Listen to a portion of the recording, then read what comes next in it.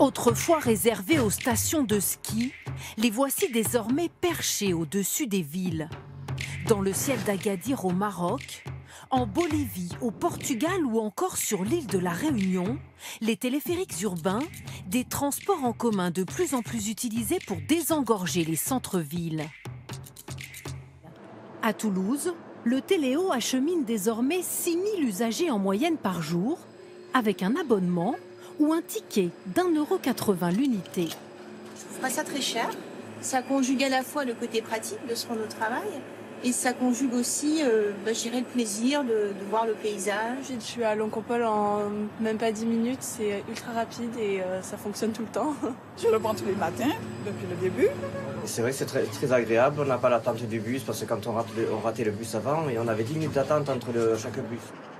Après 11 mois d'exploitation, la municipalité ne regrette pas ce choix.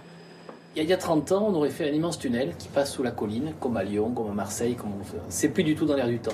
Ce téléphérique 100% électrique figure aujourd'hui parmi les modes de transport les plus écologiques. On a conçu ce projet pour qu'il ne soit jamais interrompu. Et dans l'avenir, d'autres que nous, peut-être, décideront de rajouter une station vers Basso-Cambo, la ligne A du métro, ou une station vers Montaudran. Donc on aura une continuité qui permettra de relier les 3 lignes de métro entre elles. Le téléphérique urbain, modèle d'avenir ou pas? Brest est la première ville française à avoir lancé en 2016 son transport en commun par câble suspendu. La ville bretonne, imitée depuis par d'autres comme Saint-Denis de la Réunion et Toulouse. Aujourd'hui en France, 3 téléphériques urbains sont donc déjà en service et 6 autres en projet. À Bordeaux, Vitrolles, Nice, Ajaccio, Saint-Denis de la Réunion à nouveau et Créteil en région parisienne.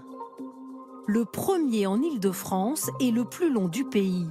4,5 km de ligne et 5 stations pour relier Villeneuve-Saint-Georges à Créteil, où les travaux viennent de commencer.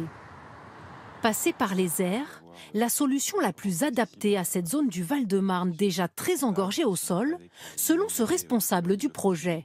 La question, c'était notamment de traverser tout un faisceau de voies ferrées qui était assez compliqué, assez large. Il y a aussi une 2x2 voies qui crée une grosse rupture. Et donc, les trajets en bus, ils existent, mais il faut faire des gros détours. L'avantage du câble, c'est que, avec des poteaux bien placés, on passe par-dessus ces obstacles. 138 millions d'euros investis pour une installation qui suscite l'opposition de certains riverains. Jean Cormery n'a pas connaissance du projet lorsqu'il achète son appartement en 2017. Le petit côté agréable de l'appartement, c'est d'avoir un balcon avec une vue relativement dégagée. Une vue bientôt modifiée. Le câble passera ici, juste devant son balcon, où les cabines se croiseront toutes les 25 secondes. Et donc on va avoir au milieu du paysage, comme ça, 4-5 cabines qui vont se promener. Si on grignote quelque chose dehors ou si on discute, on va voir les cabines passer, on va leur faire coucou, c'est gentil, c'est sympathique. Aujourd'hui, il envisage de déménager mais craint une dévalorisation de son bien. Le téléphérique, lui, devrait être opérationnel en 2025.